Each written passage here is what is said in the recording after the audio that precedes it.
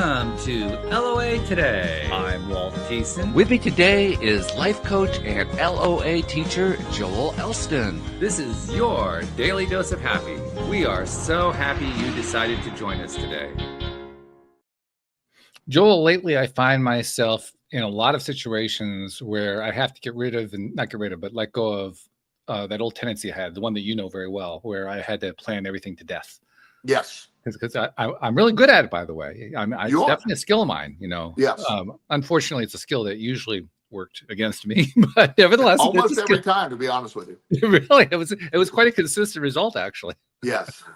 But in the process of letting go of that, I had to learn how to just go with the flow, just go with what's going on in the moment, and not worry about whether or not a plan was being activated, whether it was being followed, whether we were deviating wildly off course, whatever. And I think I can honestly say I've made a great deal of progress on that. I feel very proud of myself on that, but it still can be a challenge at times. I mean, like anybody else, I have tools that I go to use. You know, I'll do some affirmations, I'll do some journaling, I'll do various kinds of meditation practices and so forth to just get myself. Basically, what I do is what we've talked about a lot. I go throughout the day, and as I'm going through my day, I say, okay, how am I doing right now? I'm doing okay. Okay, keep going. Could I be doing better? Yeah, I could do a little better. Okay, let's get the vibration up a little bit. That kind of adjustment throughout the day. And somehow that kind of replaces the need to plan. Yes. I can't tell you why. Maybe it's like, the difference between, maybe it's like somebody who's like quitting cigarettes and they suck on a lollipop because it replaces having something in their mouth, that kind of a thing. But for whatever reason, that just is enough for me to be able to make that kind of adaptation, to make that kind of a shift. And I think what you're discovering is, the one guarantee in life, the unnegotiable guarantee, no matter what, is the one rule. I very seldom say there's always the fact, never ever, but change is inevitable. Mm-hmm. Period. Life is the change. It's just change. You can't stop the change train. The change will happen in your life.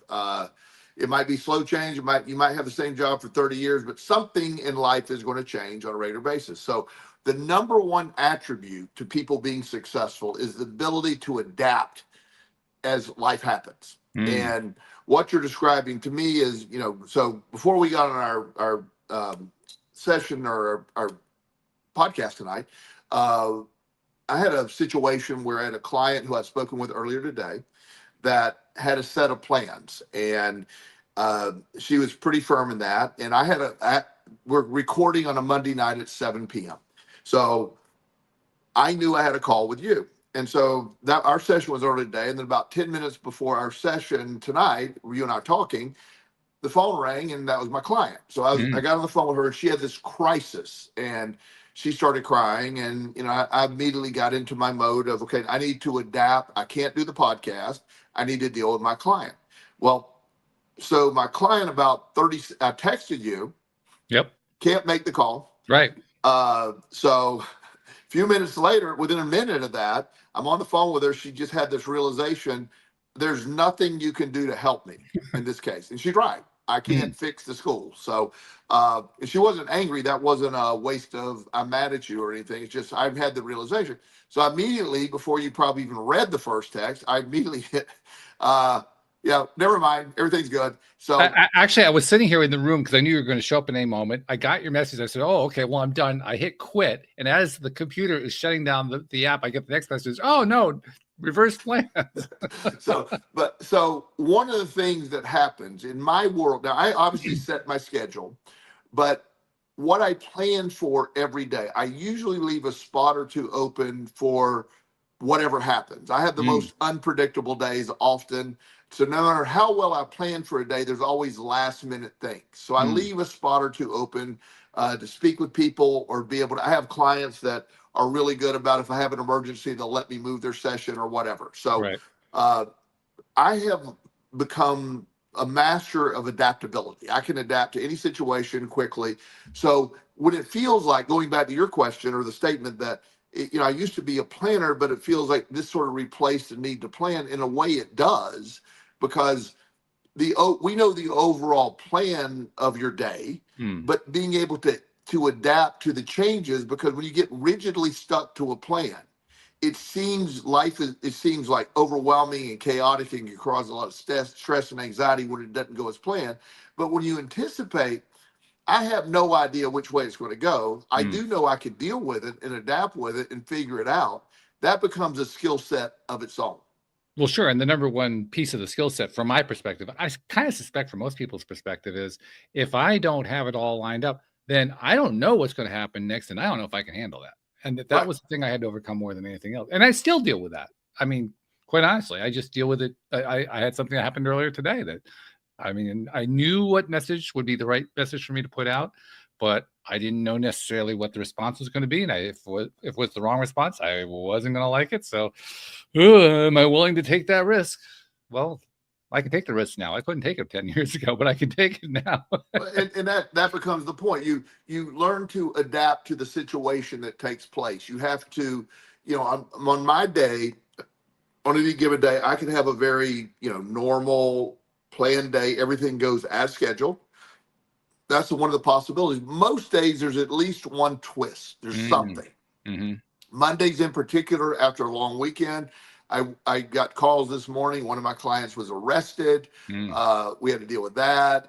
So I almost plan on Mondays for plot twist. I expect them. And in fact, a few weeks ago, we had we did a show, and I said, this was a surprisingly normal day. It was. Yes, I remember that. Yeah. It was noteworthy.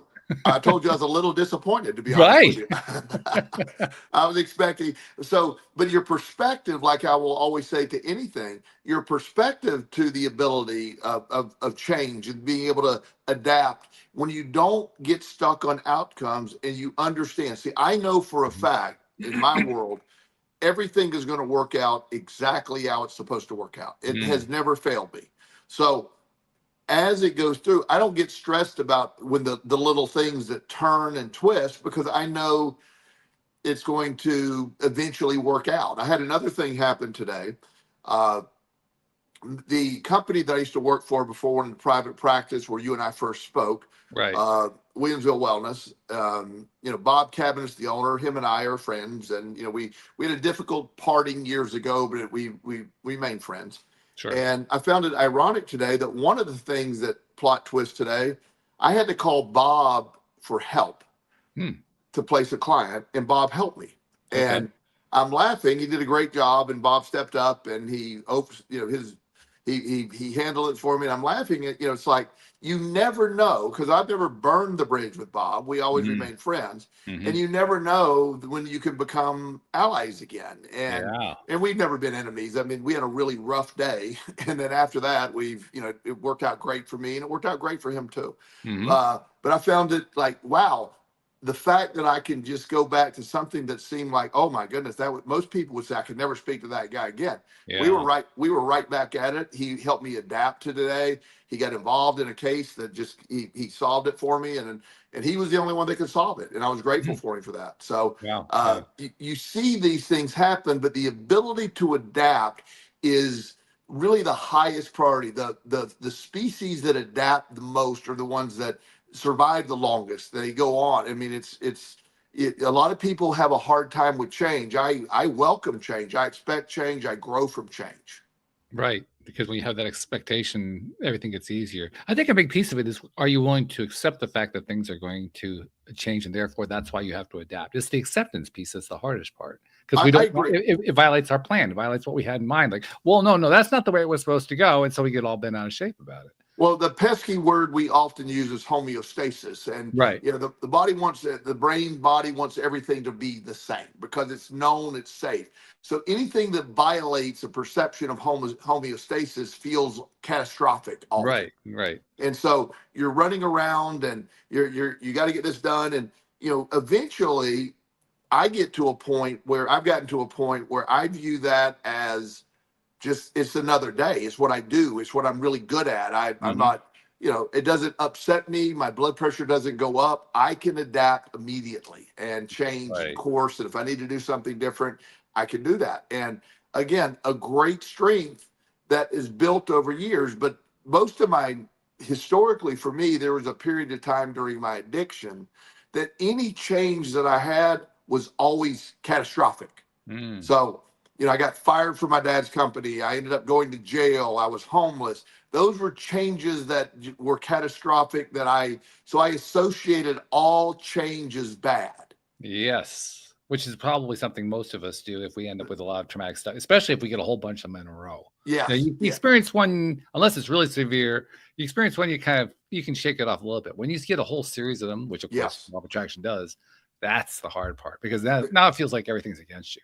Yeah, and then when you start the mindset, the one thing that will make everything against you is when you believe that everything is against you. Against you, yeah. It's very annoying, actually. Yeah, and so when you have evidence that has your brain saying nothing goes right for me, it does, and it nothing does go right for you. So yes, so I had a client the other day, and she has a very, very curable form of cancer, 80% cure rate. Okay.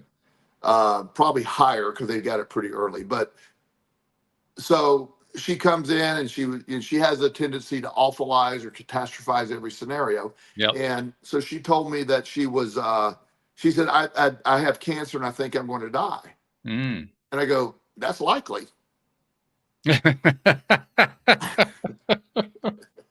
You always were the one who could give you the comforting words. I love that. Yeah.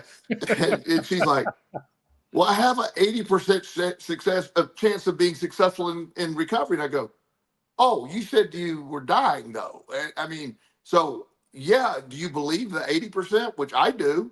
If I had a 5%, if I had, and I believe this, if I were given a diagnosis, you have 1% chance to live, and there's been one person in the history of the world that survived that, I think you know me well enough. You believe that you're number 2. Yeah. I'm number 2. I'm lining that up, and I really believe that. And so my body would respond to that. Like, okay, we got this. And of course we processed, I didn't leave her in that state of mind, but I try to point out how important her mindset was, because when you have a narrative that you're going to die, the body hears that. The body prepares. Stress and anxiety, the immune system shuts down, versus I have an 80% success rate of surviving this type thing. So not only I'm going to do whatever the doctor says, I'm going to eat better, I'm going to exercise, I'm going to do everything to the highest level that will guarantee the fact that I'll recover from this. And I'll recover from this completely and fully. That's the mindset. And she's in that mindset now. But she didn't realize what she was speaking into existence. Yes. Well, that's really a key point. What are we speaking into existence? Is it what we really want? I'm actually, I've been seeing somebody lately, and one of the things that we both share in common is we have this completely unrealistic belief that we can make ourselves younger, like physiologically younger, just by being in relationship and just by, supporting each other and all that kind of thing. And we really do believe it. One of the things that has come out of it in the short time that we've been together, she's mentioned a couple of times, she says, you look younger today. Now, I don't know if she actually saw that or not, but my subconscious mind was saying, yeah, I believe you. That's pretty important, because when the subconscious mind believes it, then you really can start to buy into it. You really can start to feel it and to activate it, turn into something that becomes a true vibration. Completely. And I believe that, the markers of aging, telomeres. I don't know if you're familiar with telomeres. And I'm not. No, talk about that. Okay. No, that's quantum theory almost. So let's don't talk about that. But, well, I apologize. I know that's not. It's not really quantum theory, but it's that I could go in a 45-minute dissertation about. Oh, okay. So, but basically, telomeres shorten as you age. Okay. And they're in the body, and they're throughout the entire body. And one of the ways that you can tell somebody's aging is how shortened their telomeres. So the end of these telomeres, as you age, quit reproducing, and they just get shorter and shorter. And there are people who exercise and eat well and believe what you're believing, and they have shown telomeres start growing again. Oh, so that's cool. There is evidence of that, and we should do an anti-aging show because there's a whole lot of science behind that. Yeah. We have talked about many studies and how the body can respond to the beliefs, whether it's placebo effect, nocebo effect. And so if you really believe you're younger, you're getting younger, the body will act as if it's getting younger. And one of the things that happens as we age is automatically past the age of 30, and then it increases drastically as we age, is the body starts to get rid of muscle mass. It starts losing a little bit of muscle mass at 30, a little bit more at 35, at 40 it increases, 50 it increases quite a bit, 60 is the next level where it really increases. And so it's basically part of the aging process. But my question a long time ago was, is it really that the muscles are just not growing, or they're in atrophy? Is that what the aging process is? Or you quit working out, you quit getting bit, you quit challenging? That's what's doing it. So in my mind, me working out at the gym every day, keeping my strength up, able to still lift weights that most people in their 20s can't lift, I don't accept aging in that context. I don't accept it. So my body keeps responding as if, okay, I guess we're not old at this point. And I think what you're really doing, from my perspective anyway, is you're saying to your mind, and you're believing in your mind that you can change you can reverse the aging process. You even said so just a moment ago. You said that that's part of what the science is, which, by the way, I found a little bit disappointing, because I thought my girlfriend and I were actually doing that all by ourselves. But it's nice to know there's some science behind it. Don't get me wrong. I'm not against that. I just thought we were up against a bigger mountain, but I can handle that. That's okay.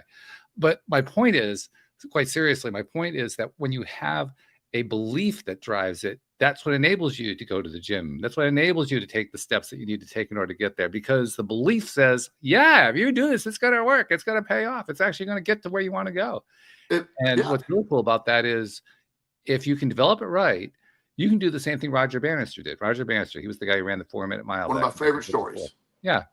Well, and as we all know, once he did it, 30 other people did it. Well, up until that point, nobody thought it could be done, but he did. Right. He thought it could be done. Well, we kind of leave that part out of the story. I'm not sure if you realize it, but we kind of leave out the fact that he believed he could do it. Oh yeah, he knew he could. If you ever read his book, or I don't know if it's a biography he wrote or autobiography, but the process of his thinking, he used logic. If I can run one time around the track this fast, and I can run 3 times around the track this fast, there's zero reason why I can't run 4 times around the track at this, And so he used the evidence that was there to convince his brain to do it. Right. So basically using existing evidence to, I guess you could say, prove to yourself that which has not happened can happen. And one of the things to our female listeners, this applies to everyone, particularly our postmenopausal female listeners, is one of the biggest things that happens post-menopause is the bone density in women gets very weak and brittle. And one of the things, and everybody talks about vitamin D, and there's some things you can take, and calcium and all those things, and they're good to have those nutrients. But you know what drastically reverses that is heavy weightlifting for women. It literally does. The bone density in resistance trained women, it returns almost close to normal when they continue to do it, because the body's like, oh, we still got to do this stuff, so we need the bone density. What was happening, and the idea that, like, the collagen that that when we age and there's wrinkles and all that, that's a collagen lack usually, and the wear and tear, the wrinkling of the forehead, all that stuff is a part of the process. But when you do things that are like physically in your body, you're having. I know a guy that does a lot of what they call facial yoga. There's a lot of there's a lot of exercises. I don't have the patience to do that, so I don't care about that really. But I've watched his entire jawline lift up, the flabby part right there. But every morning he does about 10 minutes of these facial yoga movements, and it just the muscles in the face respond, and they lift. And and he is a big believer in what we believe in. So not only does he do the action, he also eats the right kind of foods to support healthy collagen production. And then he believes the collagen is reproducing, just sort of like Joe Dispenza did in healing his back, and he talks about in his books. So it's the same theory. And when you understand that, that's pretty dang exciting. That is exciting.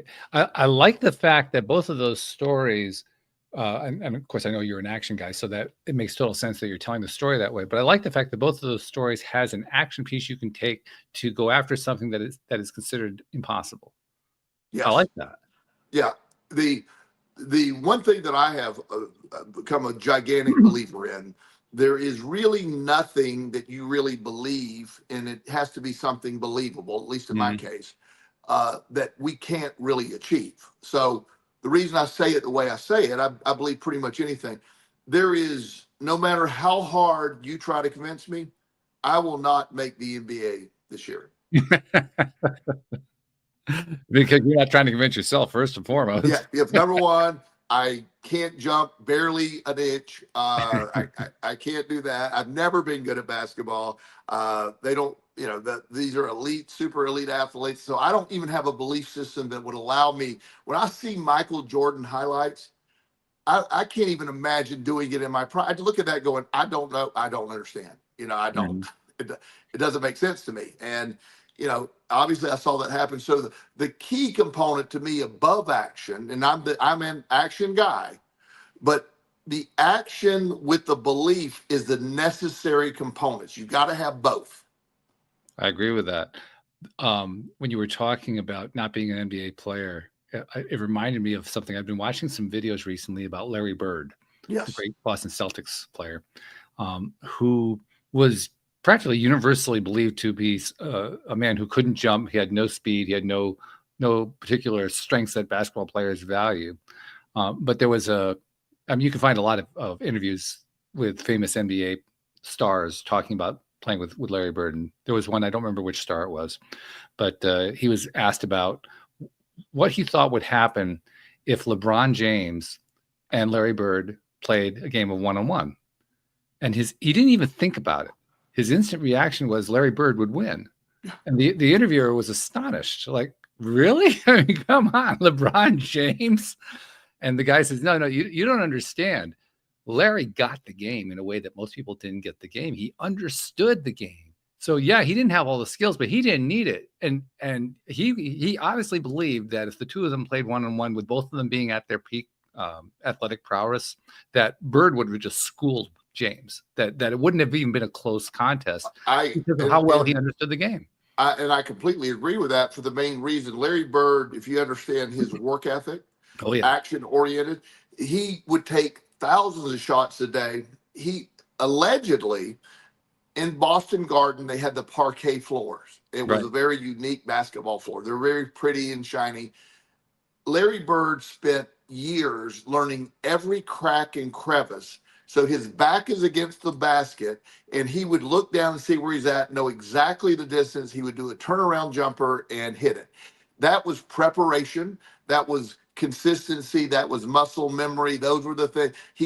There wasn't a metric that made him look great. When you see Magic Johnson, who was an extremely talented point guard, who was a big rival, far more athletic, had far big Magic Johnson could play center, point guard, whatever. He played. Oh, yeah, he could play all five positions. He was fantastic. Yep. And, he'll tell you. He said, Larry's a different animal. It was a whole different thing. It's in a similar manner is somebody asked Michael Jordan, I forget which year it was, the 1987 Bulls or 84, whichever one did so well, they only lost a few games. Mm-hmm. They said, if that version of the Bulls were to play the Lakers, the current Lakers, LeBron James and all the people that were there, who would win? He goes, well, of course we would. And he said, well, how big would you win by? And he goes, well, I mean, probably about 10 points. He goes, it wouldn't be more than that. And he goes, we're all 70.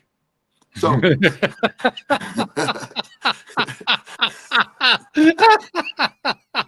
so Jordan, we beat him right now.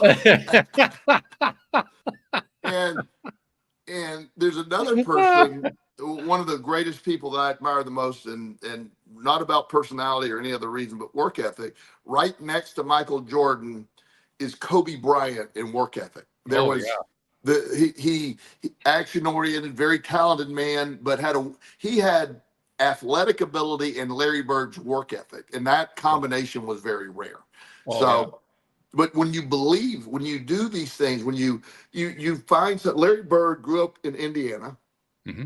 which is huge. That is basketball. Indiana's basketball, Oh, that's completely a basketball state. and that's all he did. And he just couldn't compete athletically against anyone else, but he just willed himself to being, in my mind, one of the top 5 greatest basketball players of all time. And I would agree. Yeah. he never was flashy, but you hear people that played against him back in his prime said he just wasn't defendable. And he talked a lot of trash and drove Oh, everybody crazy. he was a top 2, probably the number 1 trash talker. Yeah. Not because he was a trash talker, but he did it with style and wit. He did.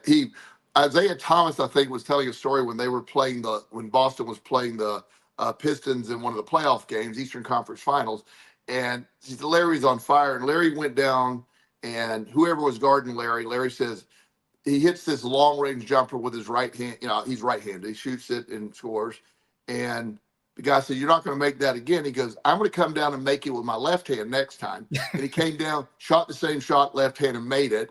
And then he just literally was telling the guy what he was going to do, and it would do it. And then finally he said, "Never mind, just quit doing that. I'm not asking you to do anything else. Stop." Just. And he did that a lot. There are a lot of stories like that. Yeah. There's one with, I believe, Karl Malone was on the other side. Yes. And Malone was doing something, I forget what, but he was dealing with Larry during that game, and Larry told him it was at, I think it was the end of the game, and it was a case where the Celtics had one more shot to tie or win it, and if Larry took the 3-point shot and made it, he would either tie or win the game, and he had been playing the trash talk game with all of his opponents throughout the game, as he usually did, but he was particularly working on Malone. And he said, I want you to understand what's going to happen. We're going to take the ball out. They're going to pass it over to Kevin McHale. McHale's going to pass it to me in the corner. I'm going to put it in the 3, and then it's going to be game over. And Malone's thinking, what? and that is precisely what happened. Yeah. It's amazing. But when you have that level of belief and that level of being prepared, and that isn't arrogance, that's confidence, and it's intimidation for the other team when you realize he told me what he was going to do and we couldn't stop it. There was another, I can't remember who it was, but there was another pro player who was interviewed, and he said it was when he was in his rookie year, and he was told by his coach that he was going to guard Larry Bird that day. He didn't really know a lot about Larry. He'd heard of him, but he didn't really know much about him. And he said, "Okay, yeah, no problem."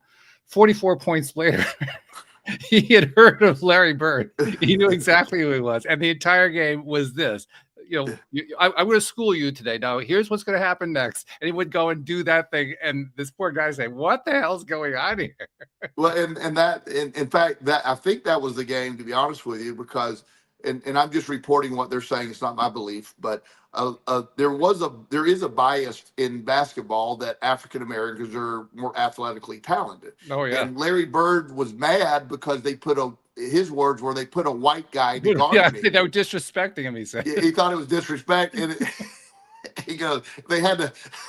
He went and scored all these points on it just to prove, like he said, you can't put a white guy on me, and that was Larry Bird being a white guy saying that. So there was one of the championship games between the Celtics and the Lakers. There's a story about how at the end of the game, it was another case where Larry did take the last shot, and everyone knew he was going to take the last shot, and they still got the ball to him. He did take the last shot. He actually missed the shot, so they didn't win the game. But after he missed the shot, he goes over to Pat Riley and says, "How did you leave me open? How did you do that?" That's good. Yeah, that's how. But when you operate, going back to what we were talking about adaptability and when you view change in the right way, change is exciting. It's how things grow. It's how you move forward. It's how you get new challenges. When you're shut down to change, you're shut down to concepts. And that's really important to understand. People that totally fear change doesn't mean they don't have a decent life, but they can be stuck in a situation that you never know. One of the things that I love about my kids when they were younger, or any young person I've known over the years, kids when I don't know, say anywhere from 10 to 13. my kid, I could say, do you want to go, before I could figure out, get the words out, do you want to go to wherever? They're like, yes, let's go. They just want to go. It doesn't matter where you want to go. It's, my neighbor kid years ago when he was younger, I'd stop by and say, hey, you want to go? I was going to ask you want to go fishing? I said, hey, do you want to go? Yeah. I said, you hear what I say? He goes, I don't care. I want to go. That's the beauty. That's the beauty of the young, because like you say, there's no fear. It's more like, I shouldn't say that. There's always some fear, but it's so little fear that they're just willing to jump on board, whatever it is. I mean, they like that some sort of positive affinity going on. They're just going to do it. Yeah. And then when you have, as we develop, man, last time I did something like that was uncomfortable. I didn't like, and then by the time you get older, like one of my friends, he's dating this woman, and she called him and said she found these last minute fares to Europe, very cheap fare from New York to wherever in Europe. Okay. And she said, hey, you want to go to Europe this weekend? He's like, we can't do that. And so he texted me and he says, you believe she thought we should? I said, why can't you? He said, well, nobody does that like that. I said, you have a passport? And he goes, yeah. I said, the fare's there? Yeah. You get a hotel or Airbnb? Yeah. Well, why can't you go? You have he worked, but he was the boss. He could take the time off. And he goes, he texted her back and goes, yeah, I can go. He had the best time, but he pre-programmed himself to say no. Yeah. Yeah. Well, we all have pre-programming like that. Anything that we have habitual in our life is a pre-program. One of the challenges that I read, and it works pretty well. I've done this a few times in my life. Change your perspective to say yes to everything. That's a nice one. Yeah. Just say, anybody asks a question, I'm the first to admit, if somebody says, hey, you want to go have dinner this week? Got a lot going on.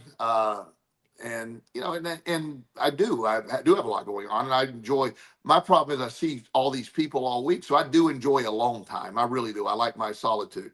So, but there are times that I probably miss having a decent time going out or whatever. So I've always, try whenever I can. I like to say, yeah, just whatever. Let's see, just try it. I'm like that too. I mean, I can't honestly say that I successfully automatically jump into yes, I'm willing to do it, like the youngsters you were talking about. But I do try to at least find some way to justify doing it, whatever it is. And one of the best ways I found to do it, I didn't really expect this. I kind of did this by accident. Is I decided I was going to say yes whether I wanted to or not, because I figure, well, if I say yes to it and then I realize I really don't want to do that, I can always back out. Yep. Yeah. We assume that that's not really the case when we're faced with that question in the first place. Well, I have to make the final decision right now, but you actually don't have to. No. In saying like what stops you from going? And I like to ask the question, what if somebody asks you to do something, what is stopping you? What is the point? What are you trying to accomplish? And a lot of times it's just out of habit. You say no out of, well, I want to, so if you don't go Friday to this event you were invited to, what are you going to be doing? Well, probably watching some TV or something. Yeah. Something really exciting, right? Yeah. I said, okay, so what's stopping the yes? It's one of those things that, and that gets all into the idea of the ability to adapt, to accept, to move on, to, really just sort of, when you understand, when you see life, my perspective of life, this is a big, gigantic amusement park, and we're here to experience. Yeah, you're here to see things. The journey is the point of life. The destination is totally irrelevant. There is no destination. It's about the day-to-day operation. It's about what makes you laugh. It's what the plot twist, the things that happen. That's what life is to me. And I don't know if you feel that way, but that's. Oh, I definitely do. Yeah. I was actually having a conversation earlier today with someone, and I made the point to him that I don't remember exactly how it came up, but the idea came up of having balance in your life. Yes. And because that's a fairly common thing. We talk about it a lot here on the program. But I expressed the opinion that I'm not really a fan of balance within myself all the time. I mean, people talk about the balance of karma and all that kind of thing. I'm not really a fan of that. I'm more of a fan of a concept that the science fiction author Robert Heinlein once wrote about. he said that humans were the otters of the universe. And I like that one because otters are so playful. Everything is about play with an otter, at least in my perception anyway. That's the way I think about otters. Yeah, they look like they're having fun all the time. They look like they're having a great time. Yeah. Yeah. And when I think about it that way, then I say, well, our entire life, not just this life, but any other lives we're having, we're forever beings. So we're always in existence. That means we're going from one thing to the next, one lifetime to the next. Well, every time that we're doing that, the karma people are saying, well, that's because we're trying to balance our karma. And my reaction to that is, no, we're otters. We're going out to play, and we're going to play differently each time. And some people might interpret that as being imbalanced, but I just interpret it as we're having fun. We're here to just enjoy. I believe, and that's been my view of all that stuff. It's have fun, enjoy, savor, check things, turn down that little road, go the back road, see things. Mm-hmm. I love that concept. And to me, that's, I share often on the show, you're very aware of my entire story, how we got here and all that. Right. When I tell the story, it's not believable. No, not the first time. The first time I remember what my reaction was. It was like, okay. I was trying to be as polite as possible. Yeah. It's not believable. But when you hear it, so I look at it like that's been my entire life. A lot of it was not great, but everything was a movement forward, a movement that got me to the next thing, and it seemed implausible at the time. But there's no way that I'd be sitting here at my house in Richmond, Virginia, talking to you on our podcast, that if all those things didn't happen to move me forward. So that's the journey piece for me. Yeah.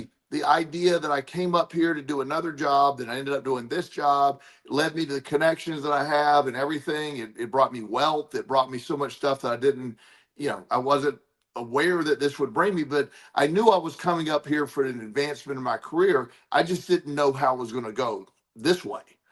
And, we don't know. I mean, that's the whole point of the journey, right? That is the journey. And so when people get stuck on a simple destination, then you often negate the value of the journey, the side, what I call the side plays, the let's go off to the side. What happens over here? Because you never know when the detour leads to something extravagant. Isn't it fascinating how we love watching dramas? We love watching on television and the movies, plays, all this. We love dramas. We like reading about them.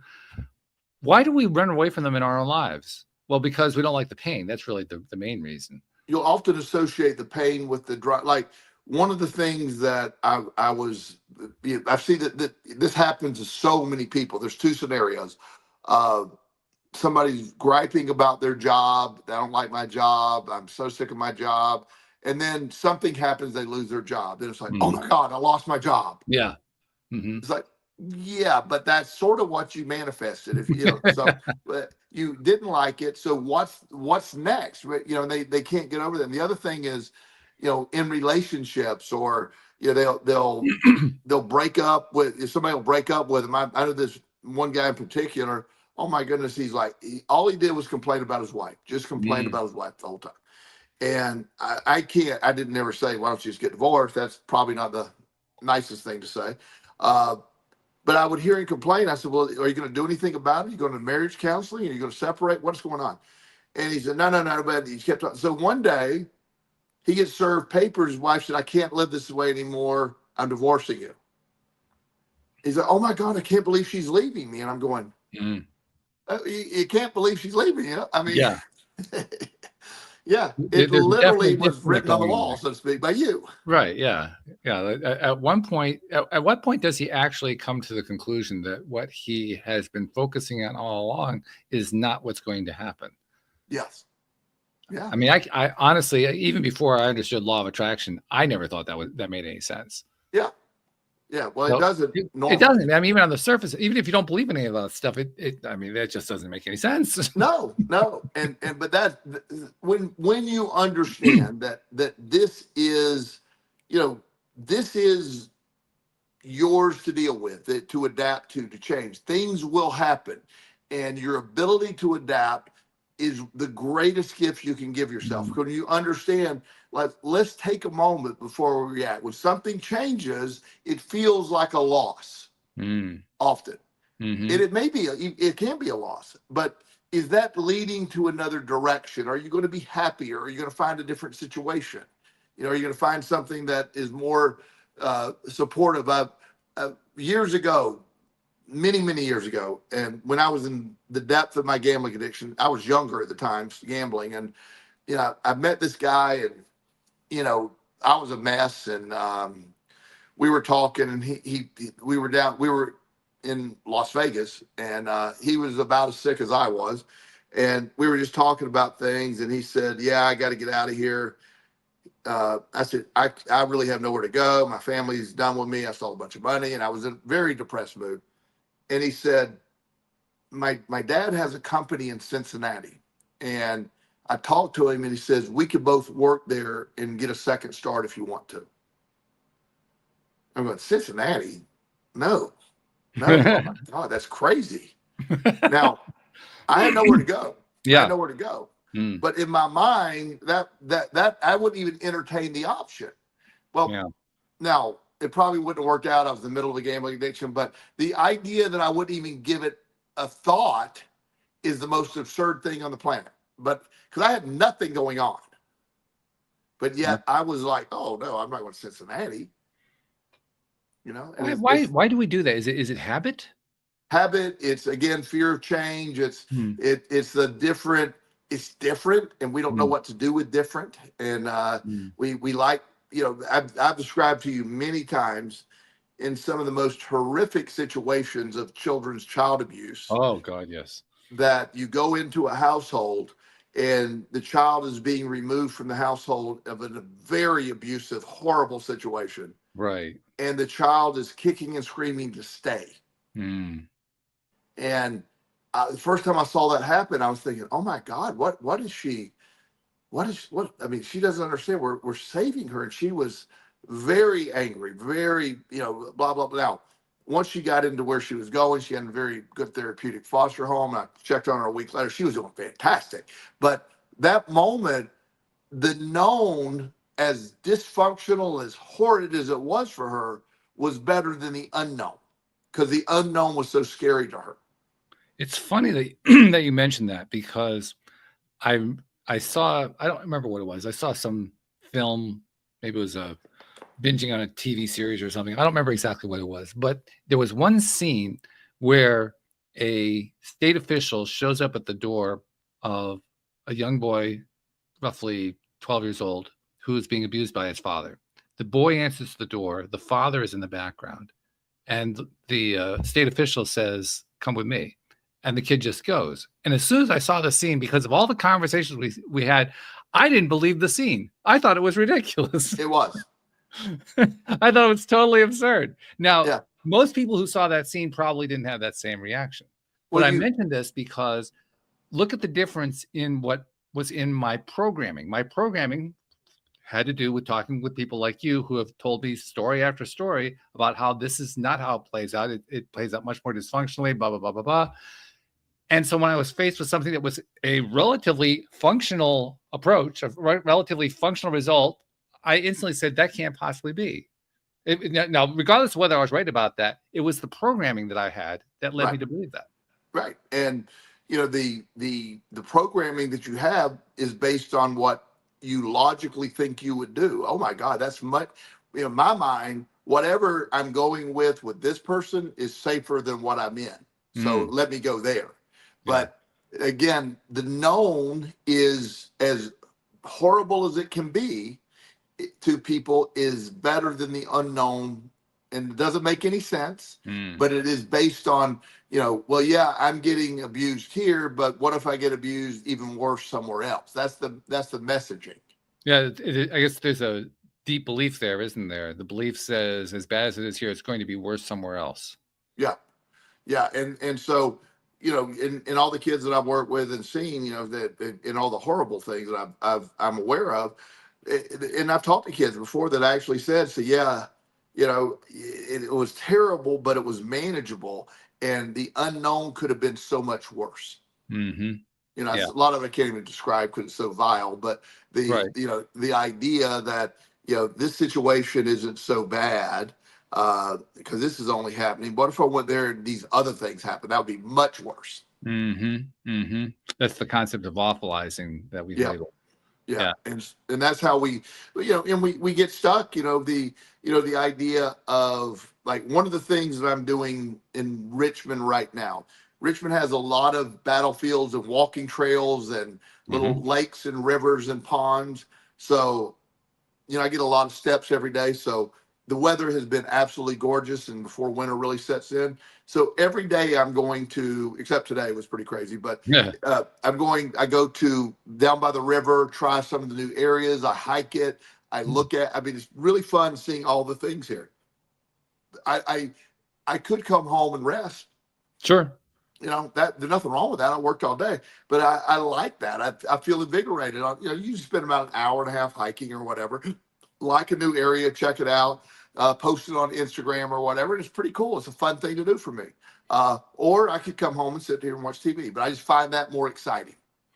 What you're pointing to is what happens when we take the time and the energy and the effort to decide not to keep doing the same thing over and over again, but to try something new and to make it habitual to try something new. Yes. Because when you do it habitually, then you develop the mindset you had, which is, and you still have, which is, well, okay, let's do it. This is going to be fun. I don't know what it's going to be, but this is going to be fun. Well, and I do believe that, at the beginning of the year, or really a few months before the end of last year, I meet with this group of gentlemen there. We call it a mastermind meeting. You and I've talked about that. And right. The gentleman that is sort of my mentor, he made the statement. I remember telling you this. He said, he asked me, he said, Joel, it's been several years since you've done something absolutely crazy and impulsive. I love that. Yeah. And he said, I think it's time you do that again. And I said, oh, you're right. So a month later, I sold my house. I love that. Yeah, I love that. That's so cool. Yeah, and it's working out great. I'm in a temporary situation now, but I have no idea where I'm going to end up. But there's no rush on that. I can stay here if I want longer or not. It doesn't matter. But I'm in good shape either way.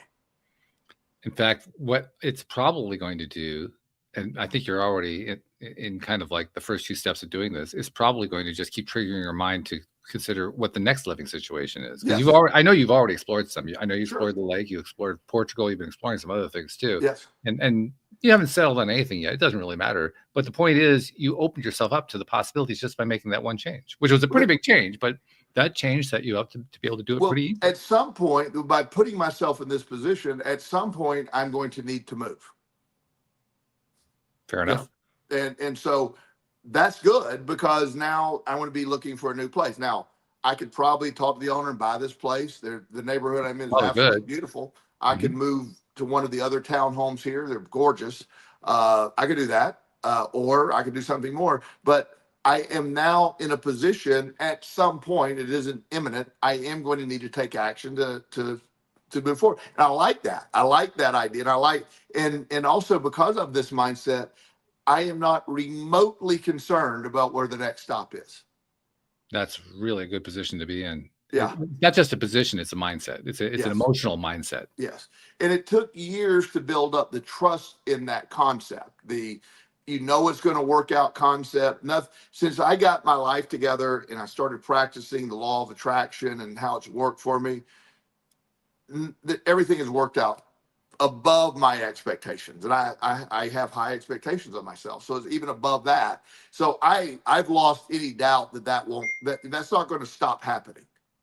Yeah, I'd be kind of stunned if it did, actually. Now, if you want to stun me in my tracks, that would be the way to do it.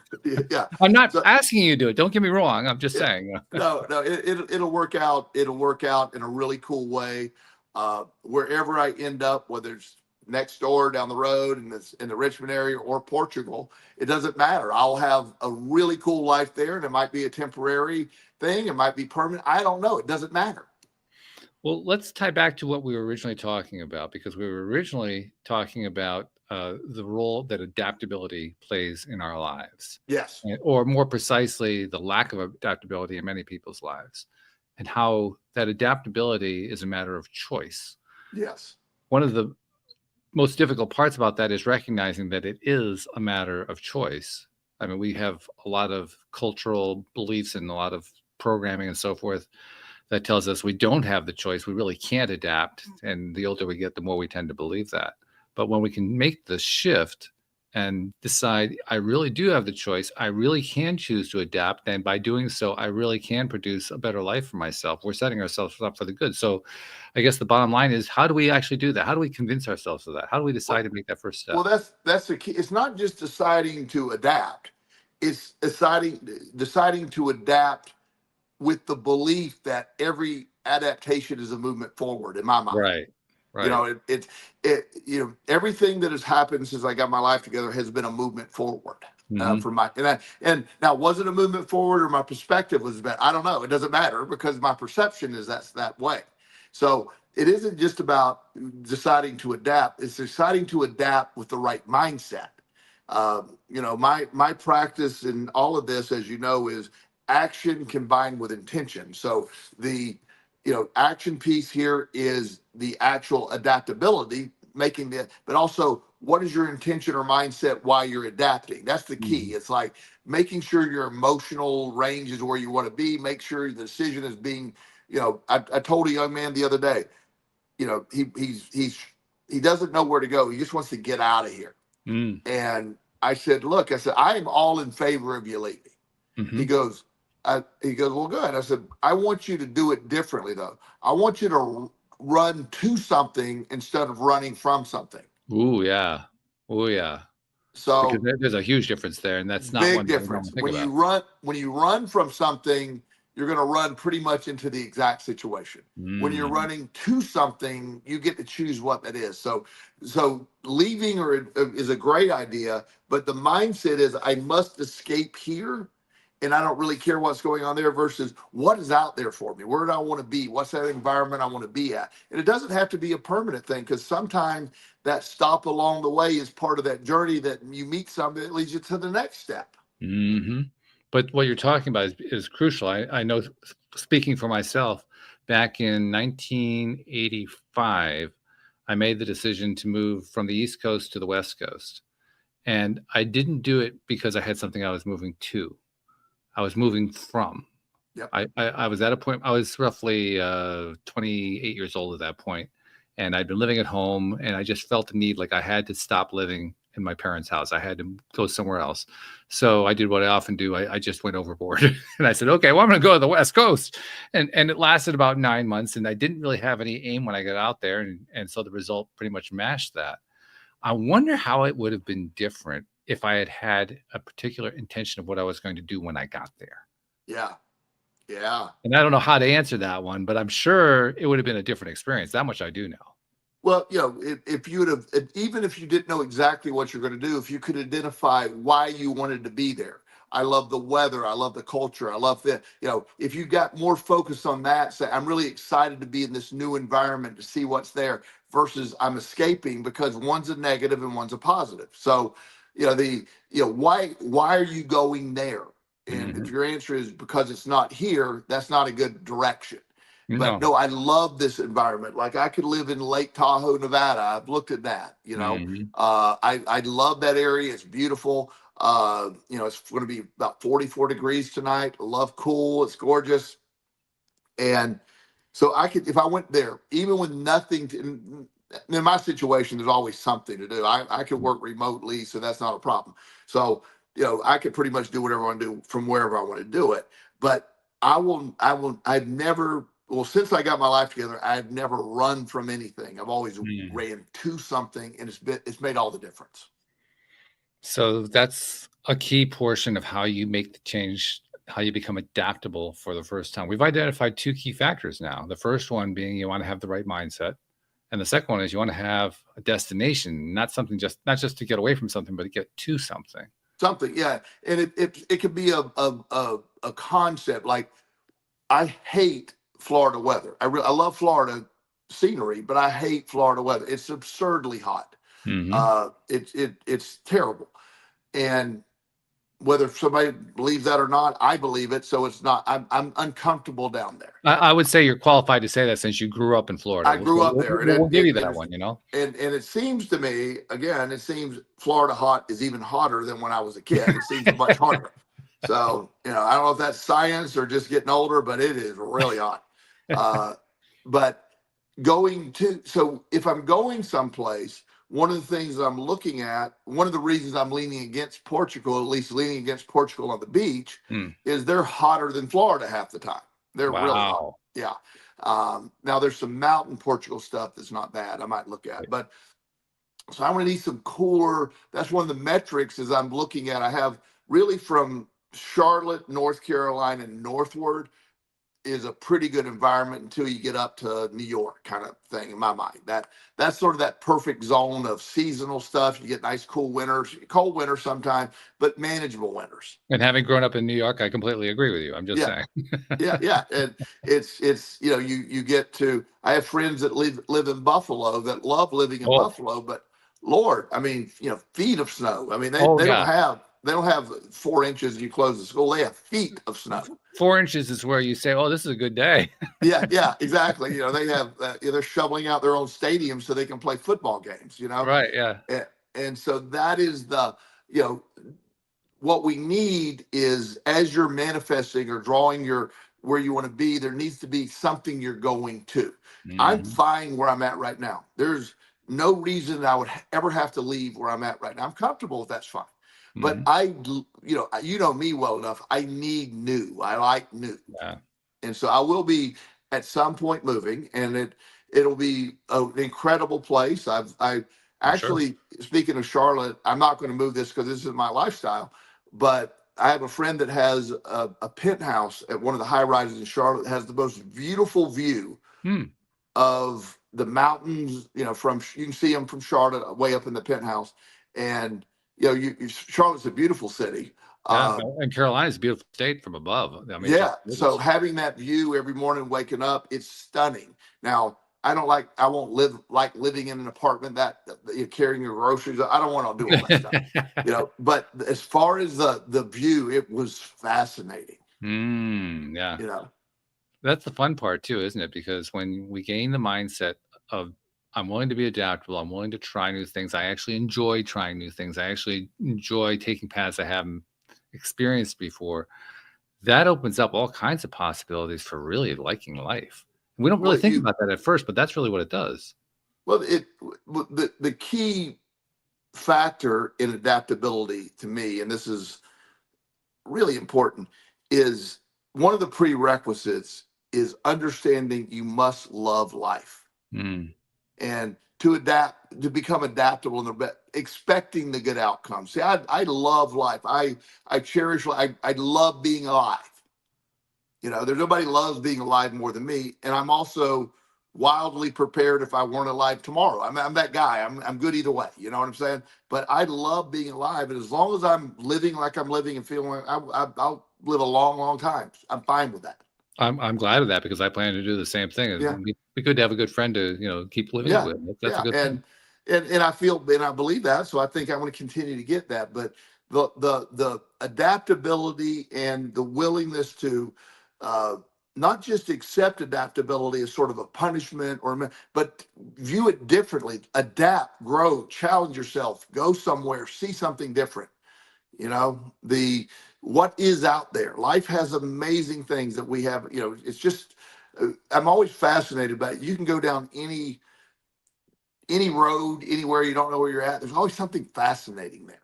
Very true. Very true. Well, we go down that road every week that we do a show. I mean, it may not be a physical road, but it's metaphorical and absolutely a lot of fun, So I look forward to that. So yeah, I look forward to doing it again next week with you as well. All right. Have a great one, my friend. And thank you to our podcast listeners everywhere. We'll see you all next time here on LOA Today. Goodbye, everybody.